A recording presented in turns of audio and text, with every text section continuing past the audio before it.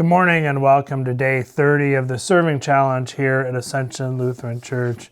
We continue to use Pastor Zach Zender's book called the Serving Challenge to guide our time during Lent. And we are on day 30, as I mentioned. So we are 3/4 of the way there. And Lent is quickly passing by. It's Tuesday morning, or it is Tuesday today, as you're watching this video, and it's good to be with you. We continue to talk about the fourth aspect of the five for the Serving Challenge, and that's ability. And this week we've been talking, or these first 3 days of the 7, we've been talking about spiritual giftedness. And today, Pastor Zach talks about finding the best burger in the country, and he makes a distinction between fast food burgers and quick service restaurant burgers, whatever. A Five Guys to me seems like pretty close to an In-N-Out. But I won't argue that with him, and actually I won't argue burgers because I'm a vegetarian. But I will point out that I think he's on to something that there isn't while he may debate one burger is better than the other, I would say that they're actually different. And at the beginning of Lent, I was talking about sandwiches a lot. And this is actually where I sit to eat my sandwiches here in my office. When I get a lunch to go, or I've brought lunch, but when I pick up a sandwich or somebody's been kind enough to pick one up for me, this is where I eat it. And I mentioned in worship, I do like a Togo sandwich.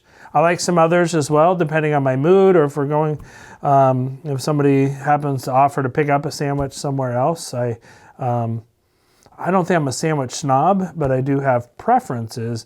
But I acknowledge each of those sandwiches, except for Subway, for what they actually have to offer. And I think that's the way it is with our giftedness. We may think some gifts or try and imagine them as being better than others, when in fact each of the gifts are equally important. Some showy gifts we might admire and wish we had. Yesterday I talked about not being able to play the piano and musical giftedness. I'm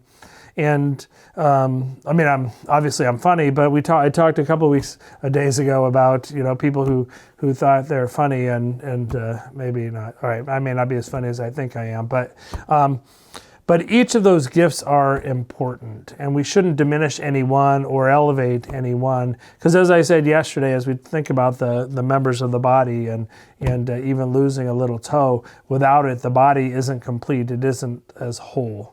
And the goal is, or the desire is, or we're best when the body is complete, when all gifts are represented, and each of us are utilizing those gifts to love and serve God, and to love and serve our neighbors as well. I think one of the real takeaways for me today from Pastor Zach's reflection is the reminder that your giftedness, that gift, while given to you by God through the power of the Holy Spirit, is given to you, but it's not given to you for your good.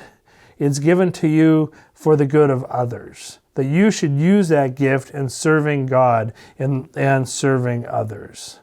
That's what it's there for, not to elevate your status or to make you feel better about yourself, or to put yourself in a position where others admire you, but it's actually there to draw attention to God and draw others' attention to God. And we do that through worshiping God, through serving God, through loving others, and utilizing those gifts for that purpose is, I think, the way that they will be at their best, the way that we'll be at our best, and the way that we can best reflect the goodness and love of God in the world around us. It is a challenge, obviously, or we wouldn't call it the Serving Challenge. But today, as you think about your giftedness, think about how you can use that giftedness on behalf of or in service to one of your neighbors or to somebody else. It's been good spending a part of this day with you. We've got 10 more days for this challenge, and we'll finish up on the Saturday before Easter, which is quickly approaching. Take care.